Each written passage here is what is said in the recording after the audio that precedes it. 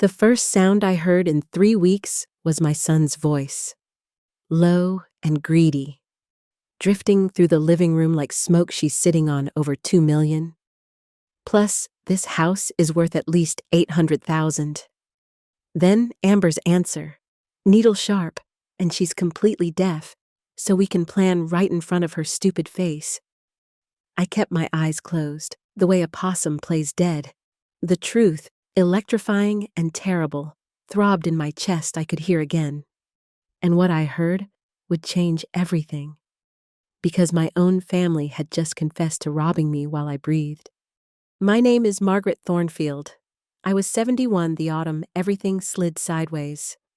For 30 years, I taught piano to neighborhood children, coaxing shy melodies from small, stubborn hands. My husband, Robert, died 5 years earlier, leaving me a comfortable cushion and a house full of echoes on Maple Street. My son, Kevin, forever chasing the next big deal in real estate. Married Amber 3 years ago, a former nurse with a smile like a gift box and the ribbon tied just a little too tight. I welcomed her as the daughter I never had. I wanted, more than anything, to be wanted back. The fall happened on a Tuesday in October, late afternoon light spilling across the stairs like a silk scarf. One traitorous slipper caught the carpet runner, and I tumbled. I remember the bright slap of banister against skull, the deep, empty hush that followed. When I woke 3 days later, Kevin's mouth formed my name and Dr. Martinez's lips explained swelling and trauma and a surgery that had gone well, but I couldn't hear the but, only read it sometimes, hearing returns. Sometimes it doesn't. Prepare for permanence. Kevin wrote on a notepad, careful as a child, learning cursive. We're here. Mom. Amber squeezed my hand and mouthed slow reassurances. They moved in that very week, announcing it was only until I was steady again. Those first 2 weeks were a lullaby. Kevin sat with me after dinner, pointing to photo albums, scribbling jokes on his pad, Little League disasters, the science fair volcano that smothered the cat in baking soda. Amber cooked my favorite casseroles and watched videos on basic sign language, practicing until her hands shook with effort. I cried sometimes, privately, grateful beyond measure that love could look like this dishes washed, blankets tucked, patience that buffered the numbness where sound had been. But love's mask slipped on a Wednesday in my 3rd week home. I was working a crossword in my recliner when a thread of sound stitched itself across the room, the tiniest rush, like water in distant pipes. I froze, breath shallow. The refrigerator hummed. A bird cheeped once in the maple outside. The clock on the mantel ticked soft as a heartbeat. Hope rose like a fever. I didn't tell them. Instead, I practiced listening the way I'd once practiced scales 3 notes on Monday, 6 on Tuesday, a full, simple melody by Thursday. And then, pretending to nap. I heard Kevin and Amber walk into the living room and drop their voices into the careless register people use when they think the walls won't repeat them. How long do we have to keep up this caring act? Amber asked, stripped of sugar. Just until we figure out the next step. Kevin said, honestly, it might be easier this way. She trusts us. We have access to everything. They spoke about my bank statements like a weather report savings, investments, retirement accounts I never even touched. 2 million, possibly more. The house, at least 800,000, maybe higher if staged right. I kept my face slack, my breaths measured, while my son appraised my life with the clinical eye he never brought to birthdays or quiet lunches. When Amber proposed assisted living for her own good, I heard the ease in Kevin's agreement. $4,000 a month would be reasonable, especially if they sold the house. All of it sounded so tidy, as if moving me like furniture would tidy them too. What tilted the room wasn't theft, but cruelty. Amber lowered her voice. almost conspiratorial. Older people, she said, sometimes have bad reactions to medications, especially after head injuries, confusion, memory loss. Worse, if the wrong combinations happened, it would be tragic and unremarkable. Kevin's silence felt like a held knife. Then the blade turned. "That's actually smart," he said quietly, "in case things don't decline fast enough on their own." I swallowed oatmeal the next morning while Amber announced a trip to the pharmacy because I was almost out of heart meds. I wasn't. That full bottle had only been hidden from me. When she handed me my morning pills, I palmed 2 unfamiliar white tablets the way a magician palms coins. In my room, under the lamp, they looked wrong, unmarked, anonymous. My fingers shook, but not with age. I made 3 phone calls that afternoon, each more decisive than my hands felt. First, Dr. Martinez's office for a private medication review on Thursday at 2:00 p.m., with a note not to disclose the appointment to anyone. Then Harrison Webb, the lawyer who'd guided me through Robert's estate. I asked him to come to the house at 10:00 a.m. the next morning. No mention to Kevin. Finally, at Harrison's recommendation, Detective Rodriguez, a quiet professional who specialized in elder abuse. "It's complicated," I told him, speaking softly into the hush of my bedroom. "But I have evidence, or will, if you give me one day." That evening, Kevin carved my steak like a dutiful son, and Amber refilled my water with the serene competence of a caregiver who knows there's an audience. "We found a wonderful facility," Kevin said, careful to face me so I could read his lips. "Sunset Manor, specialized staff, friends like me, papers to sign just to protect me." I made my eyes shine. I squeezed his hand. I gave the performance of my life. And for the first time since the fall, I felt like the conductor again. Baton raised, orchestra waiting, the downbeat mind to give. Harrison Webb arrived right on time the next morning, his briefcase balanced against one hip, his eyes sharp but warm. When I opened the door and greeted him clearly, his jaw nearly dropped. "Margaret, you can hear." I nodded quickly, motioning him inside before Kevin and Amber returned. Over cups of untouched tea, I laid out everything. The accident, the silence, the trickle of sound returning, the overheard conversations about money, the talk of assisted living, and worst of all, Amber's whispered research into medication mistakes. Harrison's face drained of color, his pen motionless above his notepad. "My God," he murmured. "You're describing elder abuse, financial exploitation, and attempted murder." "Exactly," I said, keeping my voice steady. "But I need more than just my word. They'll say I'm confused from the fall. I need evidence." We began with the will. For decades, it had left everything to Kevin as my only child. Harrison slid new documents across the table, and I signed with a firm hand every asset, from investments to the Maple Street house, would be divided among charities I trusted. Kevin would inherit exactly $1, with a note explaining it was more than his betrayal deserved. Harrison hesitated only once. "Are you absolutely certain, more certain than I've ever been?" I replied, "I need them to believe they've already won, while the truth waits like a trap beneath their feet." The next step required someone else. I called Joe Martinez, a neighbor who ran a small security company. His son Tommy had once been one of my favorite piano students, his scales sloppy but earnest. Joe listened without interrupting as I explained. "You want hidden cameras in your own house?" he asked finally. "With audio?" I nodded. "I need to capture what they say when they think I can't hear." Joe arrived the following morning with a discreet bag of equipment. In less than 2 hours, he'd tucked pin-sized cameras into corners of the living room, kitchen, and hallway, all of it records to a secure server only you can access, he assured me. As he left, he added softly, "They won't know what hit them." The waiting began.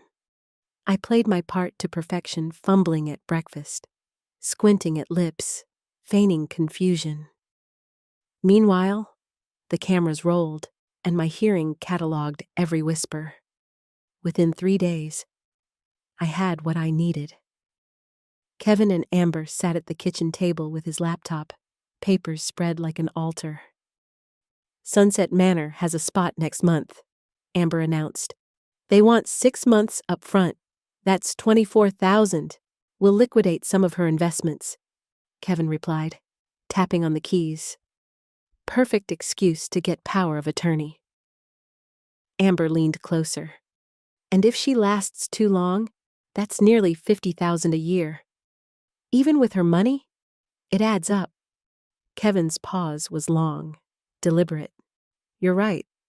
We need a more permanent solution." Amber's voice dropped to a thread. "Like I said before the medication thing." Kevin looked up, eyes narrowing. "Go on." "Once she's in the facility, we'll be managing her pills. Combine her blood pressure meds with digitalis, it'll look like a heart attack. Natural, undetectable." Kevin chuckled darkly. By Christmas, we could be done. I sat in my recliner, holding a book open, while the recording devices caught every word. My hands trembled, but I turned a page at the right moment, my expression blank.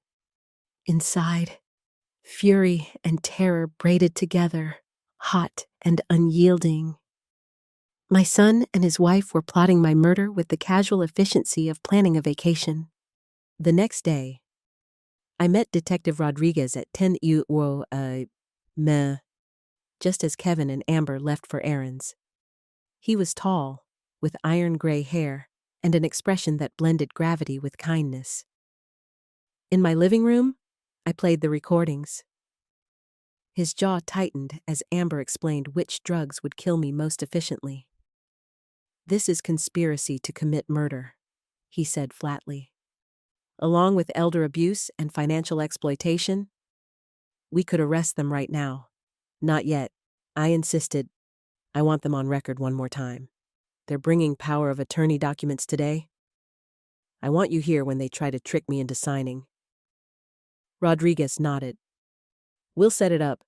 Backup officers outside, me in here, and we'll record the attempt. Do you have the pills they gave you?" I handed him the envelope of white tablets I'd been palming. He examined them carefully. "We'll rush testing. If these are sedatives, it adds another charge." That afternoon, Kevin and Amber returned with a lawyer named Patterson, a man whose unease was clear from the moment he crossed the threshold. "Are you sure she understands?" he asked. "Good days and bad days," Amber answered smoothly. "Today's good."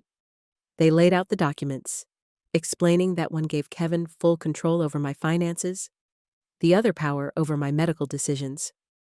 I scrawled shaky signatures where Kevin guided my hand, all the while nodding like a grateful child. And then, as Amber leaned close and whispered, "Once these are filed, we can start the medication adjustments." Detective Rodriguez stepped from the kitchen, badge gleaming. "Actually, I'd like to hear more about those adjustments." The room erupted, Amber's face blanching, Kevin stammering excuses, Patterson stepping back like the floor had turned to fire.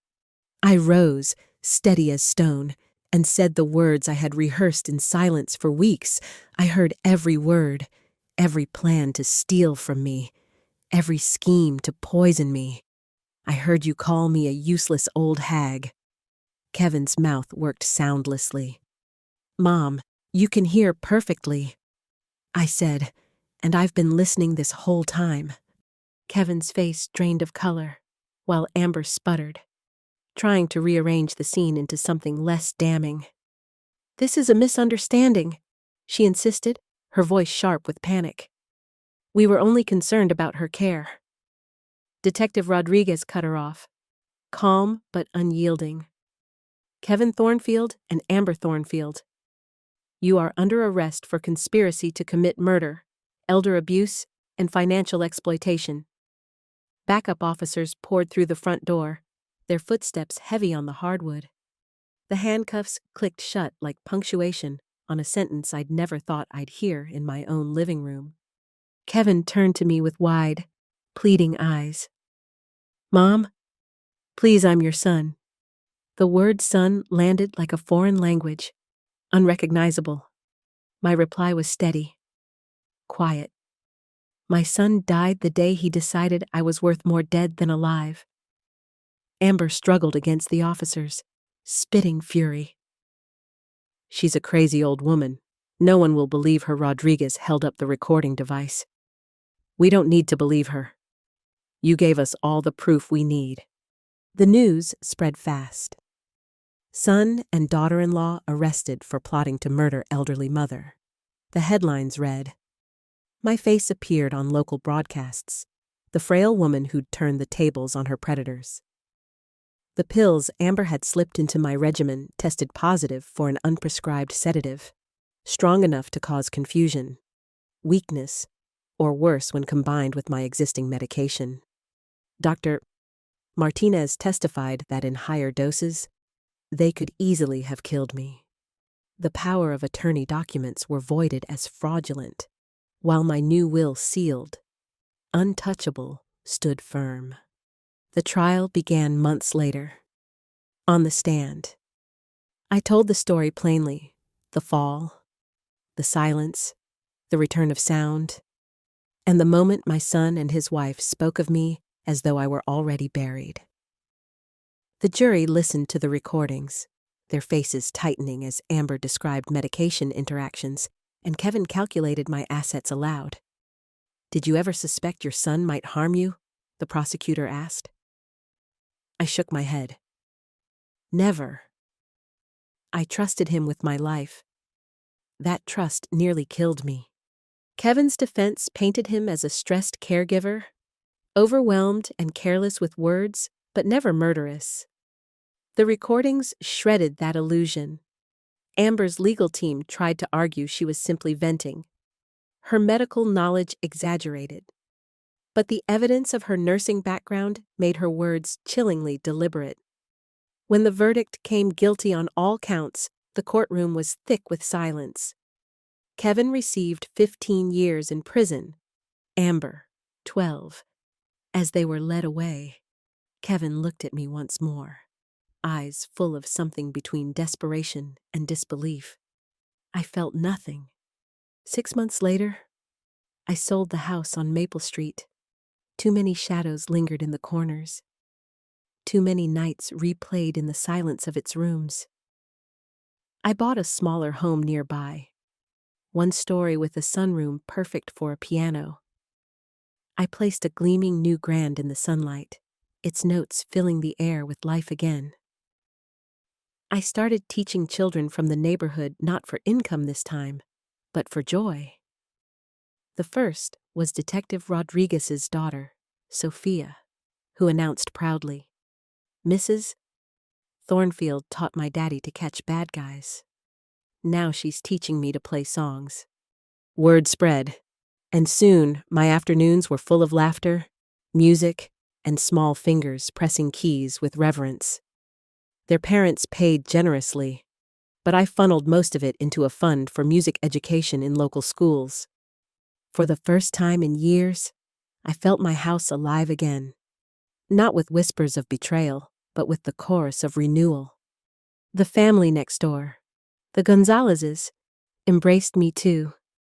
They worked long hours, Maria cleaning offices at night, Carlos landscaping by day, and their 3 children excelling in school. I began with simple kindnesses, extra soup, homework help for Isabella, the youngest, when their car broke down and bills mounted. I quietly paid for repairs, Signora Margaret. You don't have to, Maria protested. I'm not doing anything extraordinary. I told her, I'm helping my neighbors the way neighbors should help each other. In time, they adopted me fully. The children called me Abuela Margaret. I was invited to every birthday, every Sunday meal, every celebration. When Isabella lost her first tooth, she ran to my house before showing her own parents. One evening, Carlos asked, "Why are you so kind to us?" I answered simply, "Because you treat me like family. Real family isn't about blood. It's about love and respect." The words settled in the air like truth finally spoken aloud. Letters arrived from prison eventually. Kevin's first stretched across 3 pages, dripping remorse and religious rebirth. He begged forgiveness, asked me to visit. I burned it in the fireplace after reading. Forgiveness, I'd learned, didn't mean re-entry. I could forgive without opening the door. Amber's letter was shorter, sharper, full of blame, twisting the story to make me the villain. That one I didn't finish before the flames consumed it. Months later, Harrison asked gently, "Do you regret how things turned out?" I thought long before answering. I regret that my son became a man capable of planning my death. But do I regret stopping them? Never. 1 year after the trial, life felt lighter, as though the house itself had exhaled. My sunroom gleamed in the afternoon light. The grand piano a centerpiece for something greater than music, it was proof that survival could be turned into melody. The Gonzalez children filled my days with joy. Isabella, just 8 when we began, had grown confident, her small hands tripping over arpeggios with more grace each week. Her brothers worked diligently, their laughter echoing down the hall as much as their notes. I had found my purpose again, not in wealth or legacy, but in passing on something timeless. Neighbors who once read about me in the headlines now knocked at my door for lessons or advice. "You're famous," Isabella told me one evening. "My teacher said, you're very brave." I smiled, brushing a strand of hair from her forehead. Sometimes being brave just means refusing to let someone else decide your story. The children listened with wide eyes, absorbing lessons tucked between scales and sonatas. Detective Rodriguez and his family became regular guests. His daughter often stayed after lessons, coloring at my kitchen table while we drank coffee.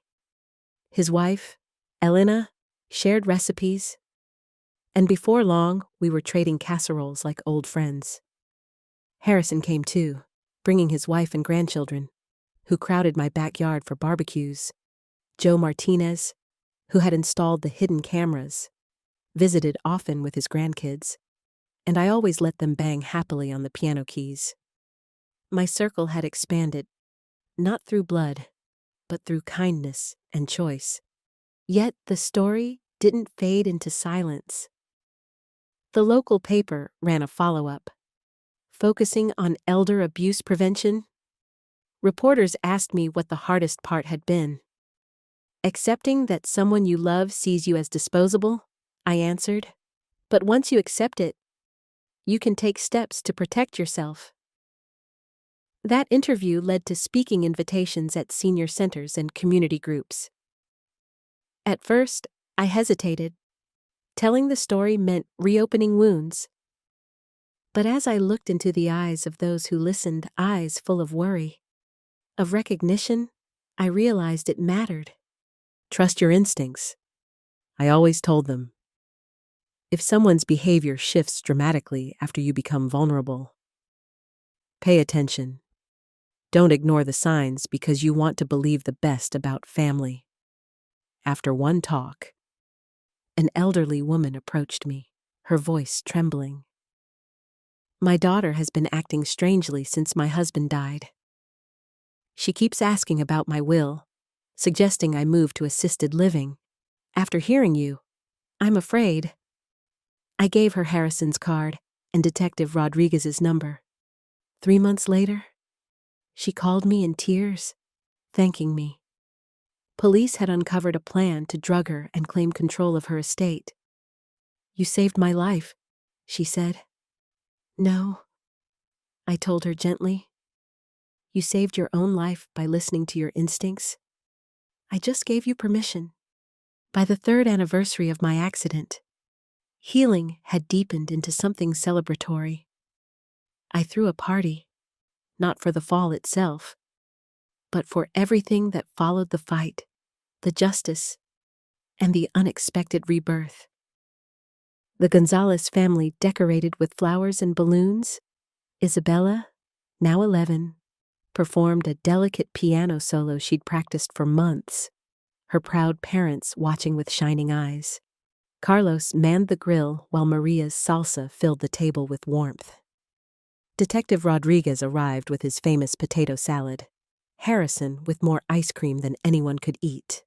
My backyard hummed with laughter, plates clattering, music spilling into the evening air. Speech voices chanted, urging me up. I raised my glass of lemonade and looked at the faces gathered people who had chosen me, not for what I owned, but for who I was. 3 years ago, I began. I learned that the family you're born into isn't always the family who stands by you, but I also learned that the family you choose, the ones who see your worth and celebrate your existence, those bonds are stronger than blood. Cheers rose around me, and I felt the truth settle deep in my bones. Later, as Maria and I cleaned up, Isabella tugged at my sleeve. "Abuela Margaret, do you ever miss your real son?" I paused, choosing words carefully. I miss the son I thought I had, but I don't miss the man he became. Her young eyes studied mine. "Are you happy now?" I looked around at the photographs of my chosen family on the walls, at the piano gleaming in the corner, at the house alive with warmth. "Happier than I've ever been," I said, and meant it, because, in the end, Kevin and Amber's betrayal had given me something neither of them ever intended: freedom. Freedom to define my life not by inheritance or bloodlines, but by love freely given and received. Freedom to live without apology, to teach, to nurture, to laugh again. The boy I'd raised had tried to erase me for money, but instead, he handed me a chance to discover the family I was meant to have all along. 2 years after the trial, the rhythm of my days had become steady and deeply satisfying. Mornings began with the smell of coffee drifting through the kitchen and sunlight spilling across the piano keys. Children arrived after school with eager faces, their backpacks slung carelessly on my couch as they raced to the sunroom. Their laughter filled the spaces where silence and fear once lived. Music had reclaimed my home. But more than that, love had claimed it too. The Gonzalez family had become inseparable from me. The children called me Abuela Margaret with pride, and Maria often slipped into my kitchen unannounced, humming as she stirred a pot of soup or folded laundry I hadn't yet touched. Carlos repaired things around the house without being asked, his quiet competence steady as stone. They had become family in every way that mattered. On the anniversary of my husband Robert's passing, Maria brought flowers to my door and simply said, "We remember with you." It was a gesture no one in my bloodline had ever made. Occasionally, letters from prison arrived. Though I rarely opened them, Kevin wrote often, filled with apologies and claims of repentance, describing religious services he attended and programs he'd joined. The first I read fully, and though the words seemed sincere, they couldn't erase the nights I lay awake, pretending not to hear my own son discuss ways to poison me. Forgiveness, I learned, doesn't require reconciliation. I burned the letter and found peace in the ash. Amber's letters, when they came, were venom disguised as self-pity, blaming me for her downfall, painting herself as a victim. Those I tossed into the fire unread, their smoke curling up the chimney like lies finally dispersing. The local community began inviting me to speak more frequently. At senior centers, I'd stand before rows of gray heads and worried eyes, sharing not just my story, but the lesson underneath. Don't ignore the red flags. Family can love you. Yes, but family can also harm you. Protect yourself. Believe your instincts. And never think you're too old to fight back. The response was overwhelming. People wrote me letters, called me late at night for advice, even sent thank you notes saying my story had given them courage to speak up. Each one felt like a chord in a symphony of survival. The irony was not lost on me. Kevin and Amber had tried to erase me, to silence me forever. Instead, they had given me a platform, a voice stronger than before, and a life filled with genuine connection. I had thought betrayal would be my ending. Instead, it became my beginning. On the 3rd anniversary of my accident, the backyard bloomed with celebration once more. Lanterns swayed gently in the breeze, the scent of grilled food mingling with Maria's salsa and Harrison's laughter. Detective Rodriguez and his wife brought their daughter, Sophia, now a confident pianist who performed alongside Isabella. As their small hands danced across the keys, my eyes filled with tears, not of sadness, but of gratitude. I raised a glass to chosen family, to resilience, to the truth that dignity is never something others can strip away. When the evening quieted and the last of the plates were washed, Isabella looked up at me with her earnest eyes. "Abuela, are you really happy now?" she asked again, the question she'd carried since she was 8. I glanced around my home, the photographs of children I'd taught, the piano gleaming, the warmth of friendships that had become lifelines. "Happier than I've ever been," I said, pulling her close. Because happiness, I had learned, isn't about what you lose. It's about what you choose afterward. And I had chosen to stop mourning a son who valued my money over my life. I had chosen to embrace neighbors who treated me with respect and love. I had chosen to rebuild, not as a victim, but as a woman who refused to be erased. In the end, Kevin and Amber had plotted to kill me for wealth they believed was theirs. Instead, they lost everything: freedom, reputation, even the fantasy of inheritance. And I gained the greatest treasure of all, a life defined not by betrayal, but by joy, purpose, and love freely given. If you've stayed with me through this story, I hope you carry its lesson forward. Trust yourself, guard your dignity, and never let those who betray you decide the end of your story. If you found strength or value in my journey, please like this video, share it with someone who might need the message, subscribe for more stories, and comment below with your own experiences because your voice matters too.